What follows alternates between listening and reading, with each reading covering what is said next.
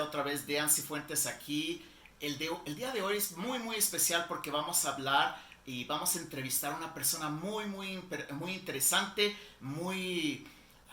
una persona que es bien buena de negocios y es lo que vamos a hacer hoy para que podamos obtener experiencia, conocimiento de él. Ahora les presento, va a ser Brent Allgood. Ok, Brent, bienvenido. Bienvenido. Welcome. So as you know, we're trying to, this segment of the radio, we're trying to get information, we're going to ask a few questions about what makes you tick and things that we can get from us, the little guys, and get knowledge from experts like yourself to see how we can become more successful, happier, better, and all that good stuff, if that's good. Okay, yes. So Brent, awesome. I'm very glad that you're here. Okay, the first question that I want to ask you, tell us a little bit about yourself, Brent. About myself personally? Yes, and business. Both of them. Both of them, okay. I have lots of one-liners. So one of them is, I was an only child for 7 minutes. Therefore, I grew up with a sister who, she and I would just tease each other relentlessly growing up. So I was never alone. I don't really understand the whole only child being alone, because I have other siblings as well, but we're 7 minutes apart. So that's one of my lines. That's cool. What else? Are you from Utah? I was actually born here in Utah, and then left at a very, very young age. And I've lived all over the country, and even overseas. I've lived in Utah, Colorado, Arizona, Florida, Maryland, Bahamas, Haiti, London, and Sydney. Not necessarily in that order. Wow. And 10 years at sea. So I've only been to 55 countries. Wait, do you say 55 countries? 55 countries. And you will be happy to know that the very first country that I went to, other than the U.S., was Mexico. Yes, of course. Yeah, when I was a little kid, we lived in Arizona. We lived in Tucson, and so Arizona's beach, Rocky Point. Oh, yeah. Okay. Excellent. So we would go down to Rocky Point and sleep right on the beach. It's all condos now, but in the 70s we could go sleep right on the beach.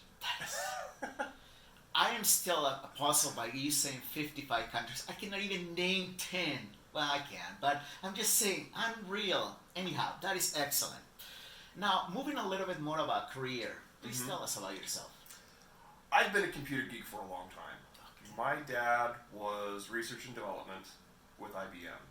So back in those days, computers that we have today were the size of warehouses. He built those. Wow. The framework and everything? Oh, all of it. He was an electrical engineer.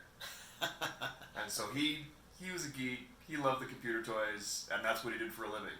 And he would bring his toys home. And so I've had a computer since 1979. Wow. The thing was a monster. It was a good-sized box. And comparatively in power, your watch has 10 times more power than that computer ever did. That is, yeah, you're right. So I started to learn to do things like coding from a very young age. I would actually have code on the screen in BASIC, and I mean old BASIC, line-by-line BASIC. Okay, yes. And then we'd have a computer magazine called Byte back in the day, BYTE. Okay. It was the computer drew Byte.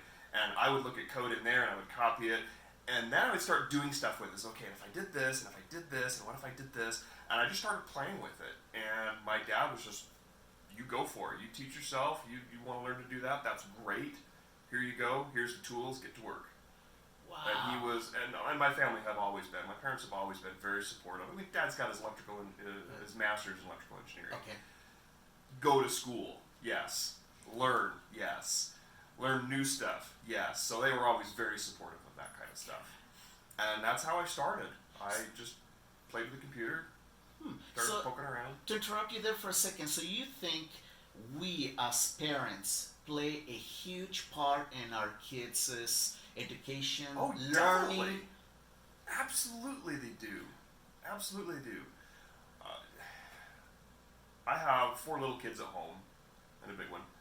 I have 4 little kids at home, and especially at the age that they are right now. So Zachary is 7, Natalie is 6, Nathan is 4, and Benjamin is 2. So Okay. right now they are especially impressionable Okay. at this stage of life, and they want that interaction with mom and dad.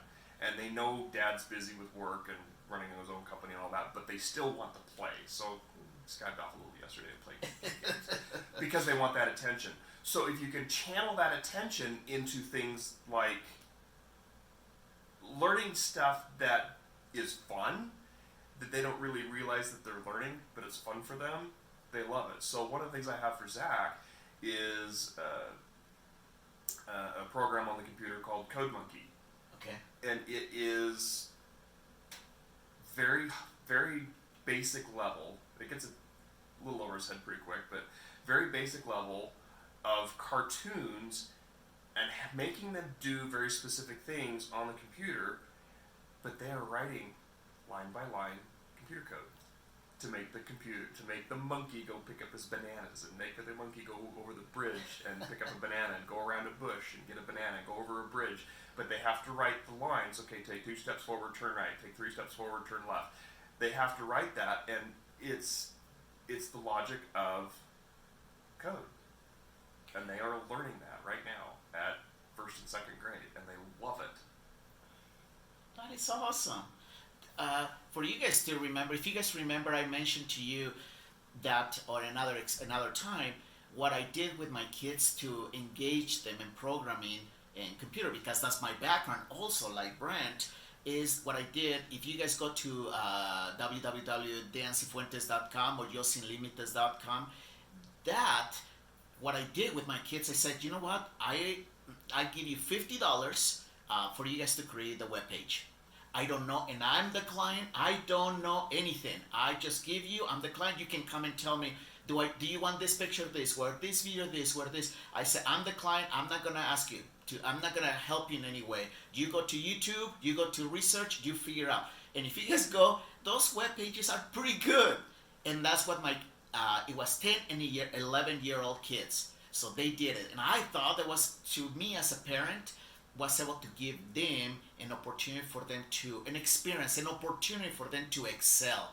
Anyhow, so check it out. So I think it's along with what Brent is saying. I did the same thing. Years ago, instead of hunting for a job the traditional way, this is the late 90s, this is 1999 actually, so end of the 90s, end of the millennium, I was looking for a job again. I'd had a job as a network engineer, and it was for a special project. It was actually Y2K. Oh, yes. So we did a couple of projects for the banks. We did Zions Bank and First Security Bank, when First Security was still First Security. We did those 2 banks Y2K projects, and then we had 20 engineers. The project was done, and suddenly no more work. So I knew I was going to be out of a job, and it was fine. And so I was looking for a job again, and that's when I wanted to go back to sea. I'd been in Utah for several months, and it's like, just okay, I want to travel again. I want to go more places. And so I was looking for a slightly different job on ships. And I created a website for my resume. And this is obviously before LinkedIn and any of the rest of those. And got a job with All in America. And several months into the job, I found out why they hired me. Because they were upgrading their computer system on board for selling the shore excursions tickets, which is what I was. I was a shore excursion manager. They were putting in, and they knew it, they were putting in a new computer system, and they had 0 documentation.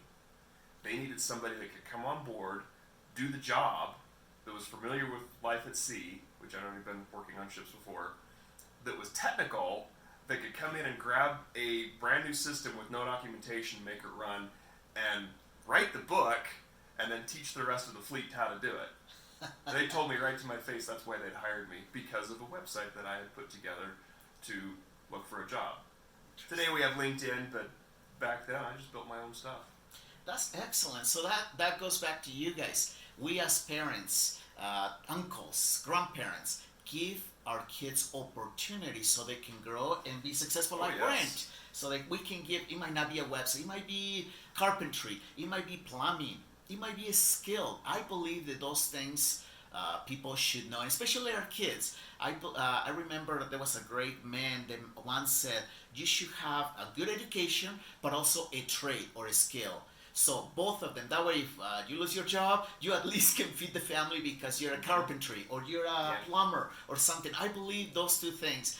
I still need to put that suggestion into my life with my kids because I don't think they do much hard working or labor type of thing. And that's my dad. That's what I tell people. What was the biggest influence? Who's the biggest influence in your life? And I have to say my dad was. He taught me how to work at a very young age. So much so that I half jestingly, because it's only half jesting, I've been an electrician since I was 5. We built a house in Colorado, and he taught me how to wire the house at 5 years old. So I was doing electrical, I was doing plumbing, I was doing framing, I was doing all of it at 5, 6 years old building this house out in Colorado. I ended up as the house electrician at Weber State University, working backstage, and that's how I paid for my degree, was working as an electrician. You hear that, guys? Like Brent, let's. This is the good stuff. This is the stuff that we don't know of. We need to extract that from experts. Pull that and let's teach our kids about that. So, but now if you're gonna teach them 5-year-old kids, make sure that you know what the positive and Well, he's and got his negative. master's in electrical engineering. Okay. We were okay with that. We were. And it was very basic. You drilled the hole through all the studs and said, okay, see those holes, see this wire, go string it through. And that's what I did at 5 years old. I strung wire. Excellent. I was a very young apprentice journeyman electrician. There we go. So definitely the apprentice level. Thank you, Brent. Well, like I said, I have a couple questions that I want to ask. And Okay. the first one that I want to ask, what excites you? I mean, by the way, it is 7:00 in the morning. I am interviewing Brent. We set up very early by 6 a.m. So that means that he had to get up at 5:30, so do I, to come to the office, the studio, and do this. So After what going to bed at midnight. so he was working until midnight. Okay, so you guys know. With that, what excites you? What gets you up at 5:30 in the morning in order to be here? When you have I don't know. Let's talk What's about your that. passion? What's That's your what you're passion? asking. What is Exactly. your passion? What are you so passionate about that you can be up and be excited Exactly. to get out of bed and get to work? What Yes. excites you? I'm a geek. I love computers. And I love the sales side of it. So one of my friends, it's a business partner, he and I have been friends for years. One of the things that he tells me about my personality, and I kind of have to step back and say, yeah, okay. He says, I have the gift for gab. I am a storyteller. I can sit here and I can tell stories all day long. I love that. That's great. I caught a fish.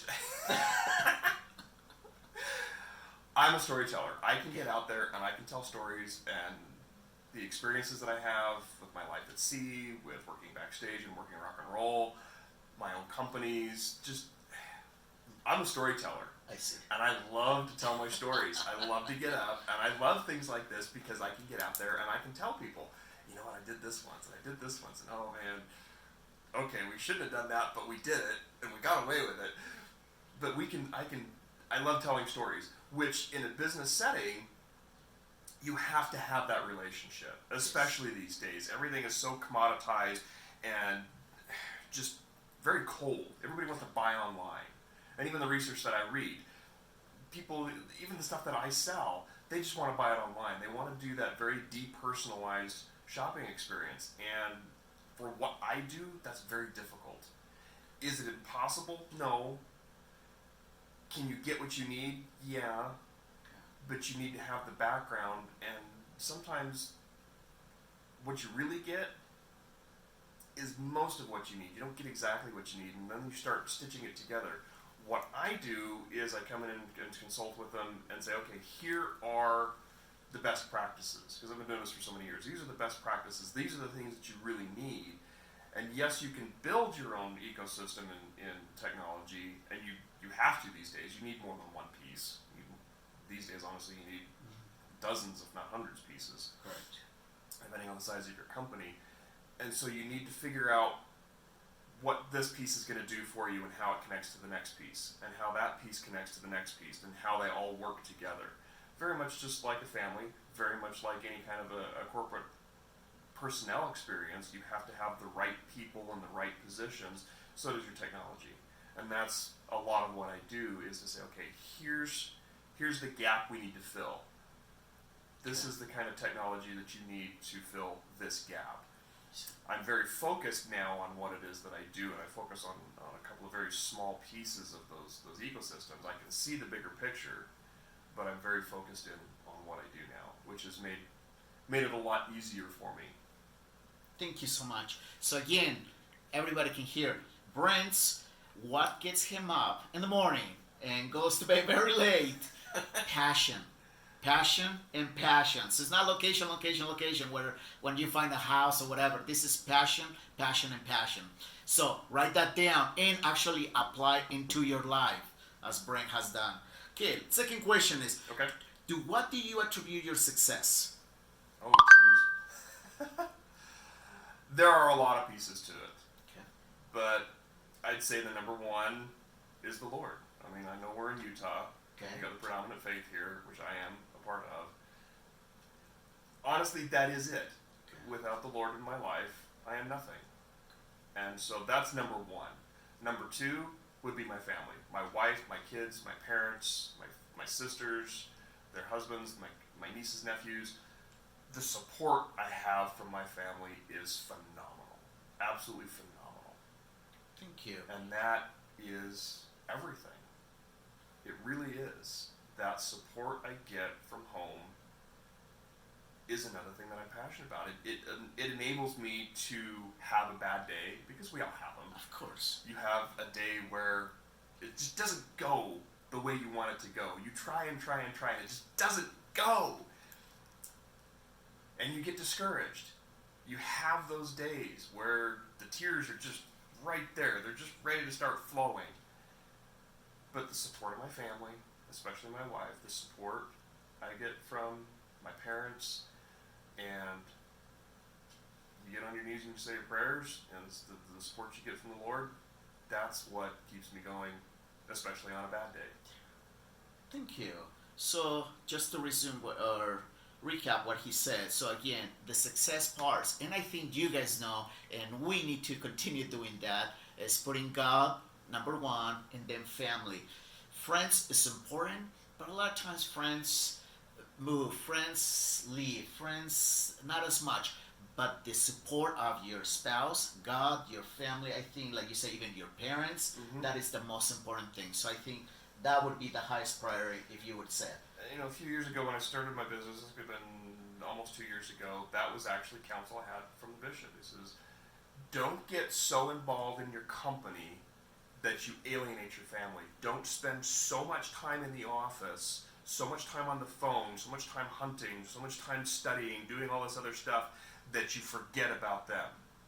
You need to, and you know, I barely knew this bishop because we just barely moved into the ward. And so I can't even remember his name now, because we were only in that ward for a few weeks and they split the ward and we were in the new ward. But he had that counsel to say, keep your wife involved in all that you do. For a number of reasons that I've learned in the time since, that I need to keep that relationship up with her. I can't alienate her because I'm staying out till midnight working and getting up at 5:15 and getting out the door to go to work, and they're both bleary-eyed, and actually she was actually up today. I struggled to get out of bed today. It was such a late night. I had a very physical job last night. But have that support and make sure that they're involved. So I have to consciously make sure that she knows what I do. It used to be the running joke. What does your husband do? Blah, blah, blah, blah, blah, computer geek, blah, blah, blah. No idea. Absolutely no idea what I did. Now I'm trying to include her in some of the stuff that I do, and so I have my mobile phone and I have my email on it, of course, so that I can be out and about and work. My email is also on her phone. Yeah. Not so much that she wants to read my email, but she has my calendar, so she knows where I'm at when I'm supposed to be someplace else. And sometimes she reminds me, you need to get out the door.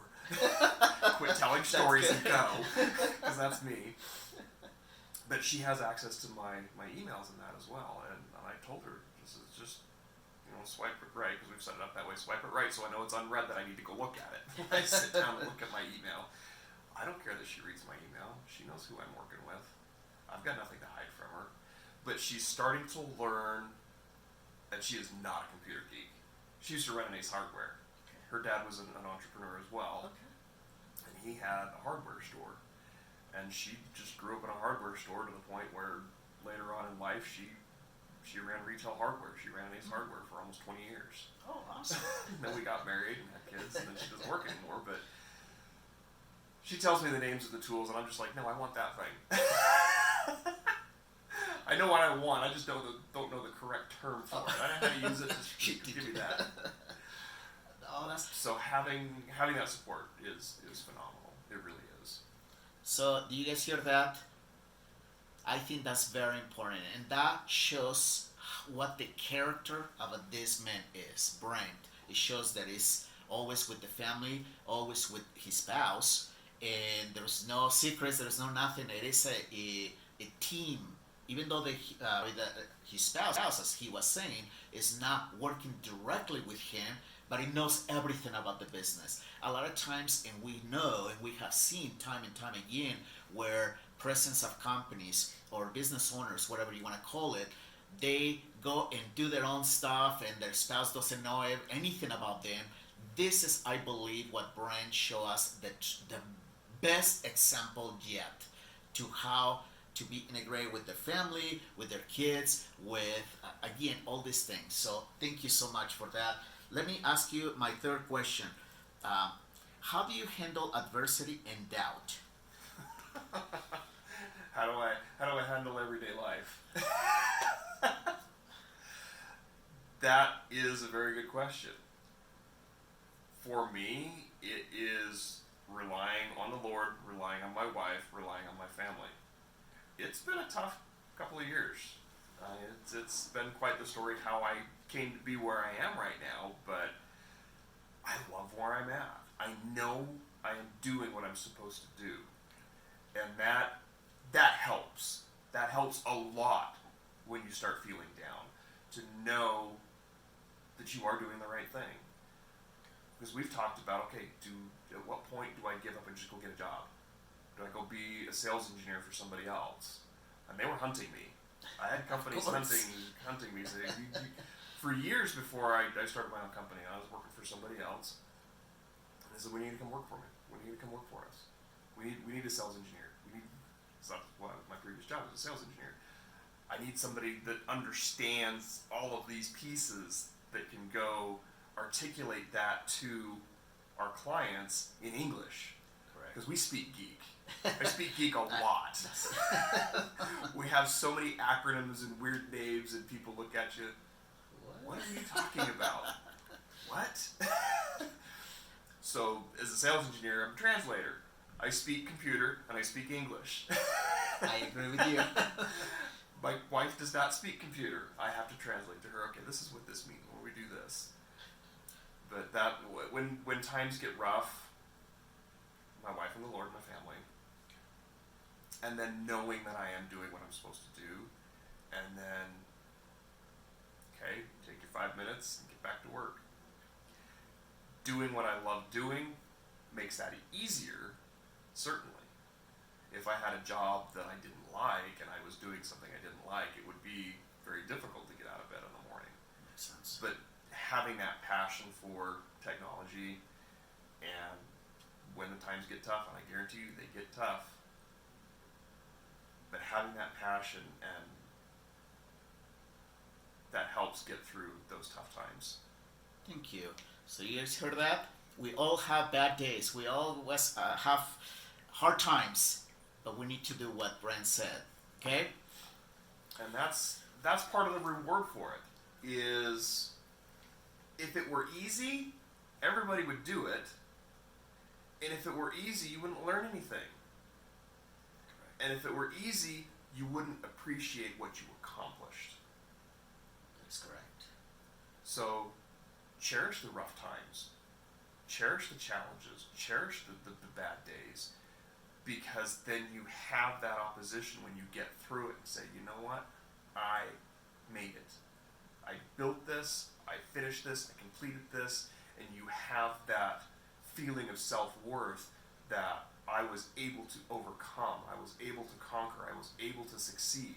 With help, absolutely, because none of us are islands. We're not individuals in the world. We have the support of family and church and the Lord.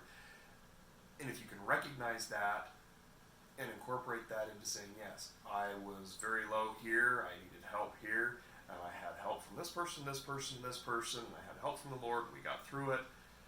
We have bad days, and you talk about adversity. I actually have one more child, and we talk about her all the time, even though the 4 little kids at home never met her. She was born before they were. Tegan was born 101 days early on vacation. She spent her whole life in the hospital, but we got to know her for just over a year, almost 13 months, and her little redheaded, rule-breaking personality. But we can go back through that and say, we survived that. It was, at the time, it was just our life. I'd get up, we'd send Victoria to school, Sonia would go to the hospital, she'd spend the day with Tegan, I'd go to work, I'd get off work, I'd go down to the hospital, sometimes Sonia would go back with me, sometimes Victoria would come, and that was just our routine. And 13 months of that, and then Tegan got sick one more time, and the last time she got sick, she just couldn't do it. I'm sorry. And we lost her. And yeah, you have that adversity. But again, we know she's ours. We know we will see her again. And that helps. We have had that adversity. We have that knowledge. We have that faith that it'll be okay. We just take that and apply it to everything else that we do. You know, when I first lost my job and restarted my company a couple of years ago, one of the things I would tell people is say, look, I have buried my firstborn child. I have lost my child. I've buried her. I've given her back to the Lord. Anything else is easy. I've done the hard part. The rest of this is easy. Let's go get to work. Do you guys hear that?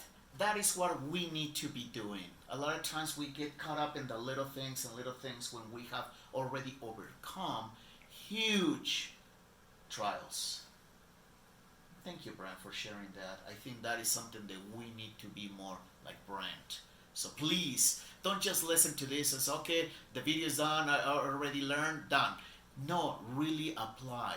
This is the time that you have to hear from an expert in so many ways that could be applicable to our lives so we can be successful, happy, everything that you want. Okay, one more last question. One thing to that is it's all about perspective. Okay. So as I just said, I've done probably the hardest thing I'm ever going to do, burying my child. Everything else is easy. That's perspective. So one of the things I love to tell people, this is because of my time in England. Okay. So in the United States, we celebrate Independence Day on the 4th of July. What do we call it in England, or what do they call it in England? I don't know, the separation? Insurrection. Oh. Insurrection of the colonies. What does that mean? Insurrection? Yes. Fighting. Okay. Chaos. Getting up and not doing what you're told. And England wanted the colonies to be subject to the king, and they got up and said, no. Wrote their Declaration of Independence and said, no, we're going to do it our way. We want these things. We have these certain inalienable rights, and that's what this country was founded upon. And so we celebrate in the United States independence from England. England, insurrection of the colonies. That perspective matters. And so when you're talking to people, you're talking to other businesses, you're talking to the people that you want to do sales with or whatever it is that you want to do, you want to communicate with them. Understanding the difference in perspective matters. Perspective really does matter. If you can put yourself in somebody else's shoes and understand what they need and what they want from their perspective, it makes it so much better. Thank you. It makes it a lot easier too, because then you have that understanding, and that's why you have these conversations. You hear that? You get to know them. Say, okay, oh, you used to live in England. Okay. Okay, take that. Thank you. last question. So I know that we're almost on time or running out of time. If you have one piece of advice to someone just starting out in their business, what would that be?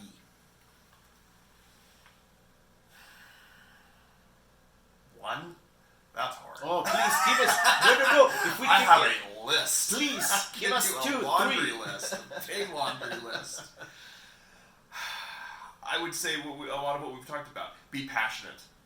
If you're not passionate about what it is that you're going to do, it's going to be very difficult to get out of bed at 5 in the morning and get going and stay up till midnight and keep going. Be passionate. Love what it is that you do. Don't do it alone. There's no reason to do it alone. Involve your spouse, involve your friends, involve your family. Find a business partner that you trust. There's no reason to do a lot of this stuff alone, and honestly, you can't. There's too much to it. I have relied heavily on the Business Resource Center at UVU and people like Jim Beckstrom and Greg Whelan and some of those people down there at the BRC. That's their purpose from the state and the Business Resource Center. They are there to help me. And they have helped me a lot because I've never taken a marketing class in my life. I just, that whole world is foreign to me. I'm a geek. The technology and the computers, oh yeah, bring that on. How to go sell it to somebody else? I was a sales engineer. I got to play bad cop. I got to be very blunt. And now, you don't want to do it that way. Here's why. I could be very blunt and very technical about it. The sales side and the being nice side, I'm having to learn that part. And I've learned a lot of things from those two gentlemen specifically at the Business Resource Center. But there are resources for you, and there's a lot of resources for you. So don't do it alone. Be your expert at what you're expert on, and then bring in experts for the places that you need help with. Don't try to do it by yourself. I'm not a lawyer. I have no intentions of ever being a lawyer. So when I have contracts, okay, can you help me with this? Make sure that I'm not signing my form away. So rely on people that you trust. Brent, it was a pleasure meeting you. If we want to hear more about you or your company, can you spell out what is the company's name? My company is PrimeTech Business Technology Solutions. I had to misspell it. Okay. So PrimeTech is PRIMETEK. I could have gotten the domain for TECH, but it was $85,000. And I said, for $85,000, I will misspell the word. I love that. Hey, we need to be creative. If it is this, you can put the 85 into the business. Yeah, the $85,000, I could spend that money someplace else for a lot of different stuff. So there are things like that and you see a lot of creative spelling these days, and Yes. there are reasons for that I can get into why. But even myself, I spell tech with a K, T-E-K. Yeah. And that's because it cost me $12 instead of $85,000. Big difference. But yeah, and so what my company is I am a technical sales and sales support company. So I represent, as an independent salesperson, a very few select service providers that have a unique and disruptive service available in the world of technology. And so that's my focus. And even I have access to quite a number of service providers, but my focus is really about 2 or 3 of those service providers, and I have reasons for supporting those particular ones. And number one is they're disruptive. So if you look at the world of technology, everything starts at the top of the pyramid as custom. It's IBM in the 70s, research and development. It's custom built. Once it's been built a couple of times as a custom project for somebody who needs to solve a specific problem, they come back and say, hey, somebody else has to need this same thing. And it rolls down to the next level, which is disruptive, which is when it becomes more available to everybody, but very few know what it is or what it can do or why they need it. It's still very disruptive. And then the bottom of the pyramid is commodity. Voice is commodity. Everybody knows you need a cell phone. It's a commodity. You can go to the mall down here in Orem, and there's 2 T-Mobile stores in one mall. What does that say? That's commodity. So I focus in that disruptive section where it's not custom, but it's just coming off of custom, where we have something that's still very new, that a lot of companies just don't know that it's available to them. They're still doing something a little different, the old way. We were talking about this yesterday, that the monitoring and metrics, they're still doing things very much the way we used to in the 90s. It's like, come on guys, we're a couple of months from 2020 here. There's better ways to do this. Let me show you how to do this a lot easier, a lot less expensive, a lot more powerful. Go put that 286 back in the closet. Let's get you on an i7. That's what I do. I focus on that disruptive stuff, and I have the support of many very good companies, but I focus in on a few of them. But that's what I do as technical sales. I come and tell stories. Like today. This is what you need. Why are you doing that? Let's do this way. This way will do it a lot better, a lot faster, a lot cheaper. Okay. Because that's what businesses want. Business owners want it to be profitable, because we have to take care of our families. At the end of the day, if we can't make our mortgage payment or our rent payment, we go get a job. So we've got to be profitable. It's got to make me money, or it's got to save me money. Right now, the economy's kind of quirky because business is good, and so a lot of these companies don't want to slow down because they want to keep that stream coming in. You start watching the news and you get over it. Yes. So, can I save money? We will eventually come to that wheel again where saving money will be paramount important to companies. In 2007, 8, 9, 10, the Correct. crash, we did a lot of business because we could do it better and cheaper. Got it. And then the third thing that business owners want is, will this make my life easier? Can I do this process better, faster, easier? Those are the three things that they're primarily after. When you understand that from my perspective as technical sales, that makes it that much easier. And then you start getting into the personalities. Well, this person is a CEO, this is what he's after. We get into that too, the information, how to present it. Okay. But really that's what it comes down to. Will it make my company money so that I can feed my family? Will it save me money so that I can be profitable? Or will it make my business function better? And I bring in technology into those companies primarily for number 3. Will this technology make it easier for my business to do what it does? And that's what I do. Excellent. Thank you, Brent. It was a pleasure meeting you guys, meeting him. You guys, the point is, let's learn from the expert. And Brent Allgood is an expert. He has given us so much insight that we need to not just listen to it, actually apply it to our lives so we can be happier, successful, and all that good stuff. Thank you very much. This is Dan Cifuentes again, and have a great day.